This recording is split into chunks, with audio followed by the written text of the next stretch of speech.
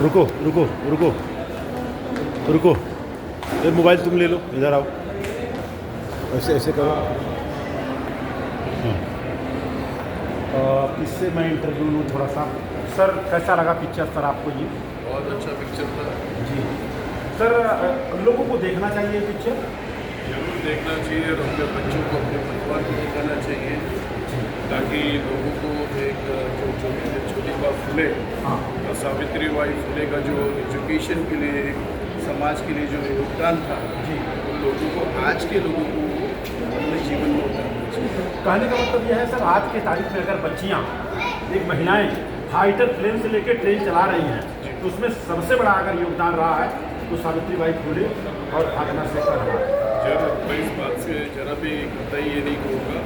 अगर आज में महिलाएं अगर देश में प्रगति जो कर रही है, तो उनके पीछे अगर किसी की सोच है तो सावित्री बाई फुले और फातिमा शेख जी अवश्य। एक मिनट प्लीज, आप अलवी सर, क्या नाम पड़ेगा सर आपका? शिवाजी शेंगे। आपके बच्चे? मेरा लड़का है। अरे, तो मैं जानना चाहूँगा कि आज आप लोगों ने फुले पिक्चर देखा, तो आप लोग दरअसल अभी बच्चे हैं, तो कैसा लगा ये पिक्चर आपको देखने के बाद? आज से 170 साल पहले जो मुझे जानकारी है कि बच्चियों को पढ़ाना पाप था, लेकिन आज अगर नहीं पढ़ाएंगे तो पाप है। और आज अभी आप देख रहे हैं फाइटर प्लेन कौन चला रही है? बच्चियाँ चला रही है। देश कौन चला रहा है? बच्चियाँ चला रही हैं। एक मेरी चचेरी बहन है, ट्रेन चला रही है, तो किसकी वजह से? सावित्री बाई फुले और फातिमा शेख की वजह से। और इसमें बहुत बड़ा योगदान बाबा साहब अम्बेडकर का है। बेटा, आप क्या संदेश देना चाहेंगे और आप क्या कर रहे हैं, मैं जान सकता हूँ? Very nice. तो क्या संदेश देंगी महिलाओं के लिए, बच्चियों के लिए?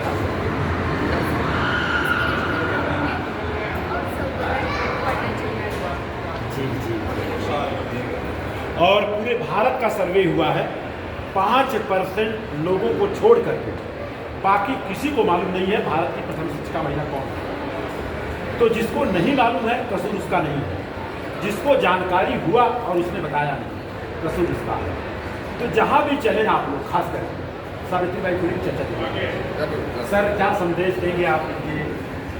बस यही संदेश देंगे, और इसीलिए जब हमें पता चला कि ये फुले फिल्म रिलीज हुई है, हाँ, और महात्मा ज्योतिबा फुले, सावित्री बाई फुले, उस्मान शेख, फातिमा शेख गुना में उनके साथ साथ जो है विष्णु पंत रहेंगे। भिडेवाड़ा में जो काम शुरू हुआ, भिडेवाड़ा में मतलब एक ब्राह्मण के घर में महिलाओं को पढ़ाने का जो पहला काम शुरू हुआ, वो 5-6 मित्रों ने आकर जो काम शुरू किया, वो सिर्फ 5-6 मित्रों का काम नहीं था।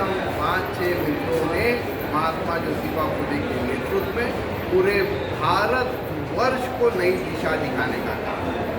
और आज भी इस नई दिशा दिखाने में हम थोड़ा सा सफल हुए हैं, लेकिन अगर पूरा सफल होना है तो आज भी गांव खेड़े में, आदिवासी बस्ती में बच्चियों को पढ़ाना चाहिए। इसके लिए हम जो आज मुंबई में है या पढ़े लिखे हैं या थोड़ा बहुत उभर चुके हैं, उन लोगों को योगदान देना चाहता हूँ। मैं आपको बहुत सराहना करता हूँ कि आप इस फिल्म को प्रमोट कर रहे हैं। आपके माध्यम से ज्योतिबा फुले, सावित्री बाई फुले के कार्य को प्रमोट कर रहे हैं, और जानकारी वाकई हर घर में ये होनी चाहिए कि भारत की पहली महिला शिक्षिका सावित्री बाई फुले और फातिमा शेख थी। भारत की पहली महिला डॉक्टर आनंदीबाई गोपाल जोशी थी। और भारत ने आज जो ऑपरेशन सिंदूर चलाया, उसका नेतृत्व भी 2 महिलाओं ने आकर पूरे समाज और पत्रकारों ने किया। वो भी 2 महिलाएं, मुस्लिम परिवार से सोफिया कुरैशी और डॉक्टर वनिता जो है, वो वनिता जी जो है, इस तरह से आज हमको यहाँ धर्म से परे होकर एक हम सबसे पहले भारतवासी हैं, और भारत के बच्चों को और बच्चियों को इसी तरह से हमें आगे की दिशा दिखाकर अगर हम आगे ले जाते हैं तो भारतवर्ष इस दुनिया का सबसे बड़ा देश है। शुक्रिया, थैंक यू सर, शुक्रिया सर। क्या संदेश देंगे? काठा मिनट में आपने भी पिक्चर देखी है, क्या संदेश देंगे? आप क्या संदेश देंगे? भी लेके आइए। हमें जो पूरे मूवी है यह समाज को एक बहुत बड़ा संदेश देगी। अगर सावित्रीबाई फुले नहीं होती तो शायद आज हम भी यहाँ नहीं होते, क्योंकि शिक्षा का जो महत्व है वह बहुत बड़ा महत्व है जी। और इसकी जो ज्योति जो है जी, सावित्रीबाई फुले ने भैया अपने पति के सहयोग से चलाया। इससे आज हमारे समाज की बहु बेटियां जो है शिक्षित हुई और अपने अधिकारों के प्रति जागरूक हो रही हैं और आगे भी वो जागरूक होंगे। इसलिए इस मूवी को पूरे देश के अंदर दिखाया जाना चाहिए और इसको टैक्स फ्री होना चाहिए। सरकार इसमें से टैक्स हटाए और यह गांव-गांव मूवी को दिखाया जाए। जी सर, डॉक्टर साहब आइए। Yes sir. अरे हाँ, आज आपने ये जो पिक्चर देखा है, पिक्चर का नाम भूमि रहा, तो क्या आपको इससे मिला और सबसे बढ़िया क्या है? ये पहली बार तो ये मूवी बड़ी अच्छी बनी थी। बहुत जो कॉन्सेप्ट कम हुए, सिनेमाटोग्राफी और जितना विजुअलाइजेशन अमेजिंग था। और स्पेशली बोलूँ तो जो उसकी साउंड आर्ट थी, सस्पेंस कहाँ पे, सस्पेंस डालना कहाँ पे, सैड मूवमेंट कहाँ पे, म्यूजिकली एनहांस मूवमेंट सब ज़्यादा सही से। और बात रही स्टोरी पे, ये स्टोरी आज तक मैंने बस सुनी थी, आज उसमें देख भी चुका। ये स्टोरी को आज मैं हमेशा सोचता था कि कैसे होता होगा, क्या होता होगा, उस समय कैसे किया होगा। कितने लोगों ने तो उतना देखा ही नहीं होगा कि आज तक सुना ही होगा रोज़ कि क्या ऐसा था। बट ये मूवी देखनी ज़रूरी है। इस मूवी से ही आपको पता चलेगा कि हमारे लोगों ने, हमारे महात्मा ज्योतिराव फुले ने और सावित्रीबाई फुले में कितने परिश्रम करने के बाद इस मुकम्मत में आए हैं। तो ये बहुत अच्छी है। बधाई की बात है। मैं डॉक्टर साहब आपसे जानना चाहूँगा, इसमें सबसे बढ़िया सीन क्या लगा? इसमें सबसे पहले ज्योतिराव फुले को मैं नमन करना चाहूँगा जी। जो हमारे पूरी जिंदगी उन्होंने कहा गया ना, जो लोग सोच नहीं सकते थे वहाँ से उन्होंने चीज़ों को शुरुआत किया। और सबसे बड़ी टचेबल यह बात थी, सबसे ज़्यादा मूवमेंट वहाँ पे आया कि जब वो पहली बार शिक्षा देने के लिए 5 लोगों का वेट कर रहे थे और कोई भी नहीं था। वो अनसुना था, एकदम अटचेबल था कि ये कोई आएगा कि नहीं आएगा। फिर अपने ही समाज का, भारत का ओरिजिनल मूल निवासी जिसको कहते हैं, जो जवानों को सिखा रहा था, और उसने रात जो जहाँ ज्योतिराव जाकर के टकराव होता है और एक बदलाव आता है उसके अंदर, और दूसरे दिन तमाम लोगों को कलेक्ट करता है अपने सैनिकों को लेकर के और शिक्षा की तरफ एक भीड़ लेकर के जाता है। सबसे प्रथम बात विजय का वो रहा, ज्योतिराव की फर्स्ट विजय वहाँ पे गई। दूसरी सब रोंगटे खड़े कर देने वाली पिक्चर में रहा है, जब कुएं पे पानी लेने के लिए हमारे समाज के लोग थे, भारत के निवासी थे, और तथाकथित भारत के ही लोग उनको पानी पीने के लिए वार करते हैं। ये तो हर जगह पे था, लेकिन वहाँ पे दिखाया गया इतना ज़्यादा। और तब उन्होंने उदय लाया कि उन्होंने आशा रखी कि अंग्रेज हमारा कुछ कर देंगे, लेकिन जब वहाँ पे गुहार लगाते हैं, अंग्रेजों ने भी ऑलरेडी वहाँ पे अपनी मजबूरी जाहिर किया और ऑलरेडी कुएं की अनुमति न दिया, न फंडिंग किया। तो ज्योतिराव और सावित्रीबाई फुले ने सबसे बड़ा अपने आप में एक चैलेंजिंग रोल आया कि हम अपने घर के अंदर ही कुआं लेंगे और समाज के तमाम लोगों को पानी पीएंगे। तो एक छोटे छोटे बदलाव जो शिक्षा की तरफ आए वो अनवेलेबल है। आज तक मैं तो समझता हूँ 70% लोग ना अनटच है, उनको समझ में नहीं आता। अनटचेबल लोग वो हैं आज की तारीख में। समाज जो यहाँ से शुरू हुआ और उसी को नकार दिए। अनटचेबल लोग ऑलरेडी वो हैं, उनको कह दिया जाए तो कोई बुराई नहीं हो। समाज की उन चीज़ों को टच करो जिससे तुम उठे उसी को नकार रहे हो। तो सबसे बड़ी बात होगी कि हम समाज के लोग जो 500 साल इतिहास, 500 तो छोड़ा 150 साल के इतिहास को देख लो और बहुत बड़ा विजय प्राप्त करोगे। और तब हमारा समाज एक समान समाज होगा जब हम एक रूप से लोगों को उन चीज़ों को बताएंगे और लोग एडाप्ट करेंगे और इसको लेकर। धन्यवाद। बधाई की बात है और बड़ा अच्छा लगा आप सभी लोग आए और मोटा हमने देखा कि मिला जुला करके टोटल लोग आए 18 लोग थे। 18 बजे से। उसमें बहुत बड़ा सहयोग कैमरामैन का भी है, जो कैमरामैन काम कर रहे हैं, इनसे हमने कहा पूरा परिवार लेके आए, बधाई के पात्र हैं। और दूसरी बात सबसे बढ़िया चीज़ मुझको वो लगा जो सत्य शोधक समाज का स्थापना किया कि बीच के बिचौलियों को निकाल दो, बीच के बिचौलियों को निकाल दो, धर्म और जात से ऊपर काम करना है। तो किसी पाखंडी को बीच में मत रखो।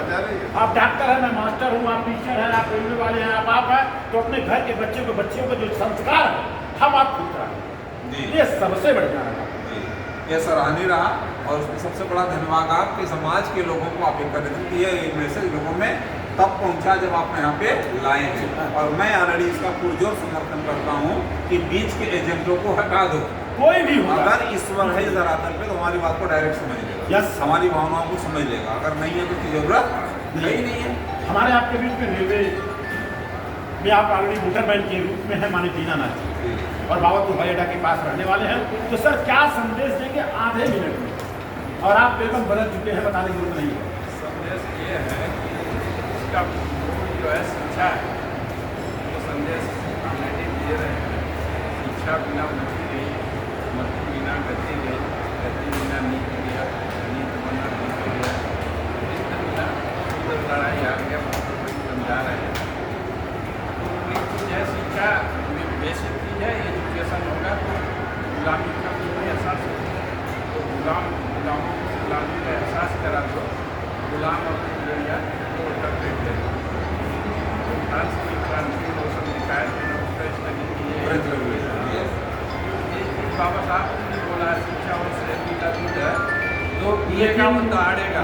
इस पर मैं रोकना चाहूँगा। आज के तारीख में भारत में शिक्षित बहुत लोग हैं, इंजीनियर डॉक्टर से लेकर वर्सियर तक लेकर पायलट लेकर के हर चीज़ है, लेकिन गुलाम है।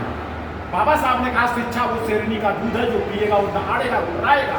लेकिन आज के तारीख में 99.9% शिक्षा ले रहे हैं, इंजीनियर डॉक्टर वर्सियर बन रहे हैं, लेकिन शेर नहीं सियार और विराट बन करके उनके घर में जितने कर्मकांड हो रहे हैं उससे तो कम कर्मकांड पढ़े लिखे न पढ़े लिखे के हो रहा है। ये मेरा मानना है।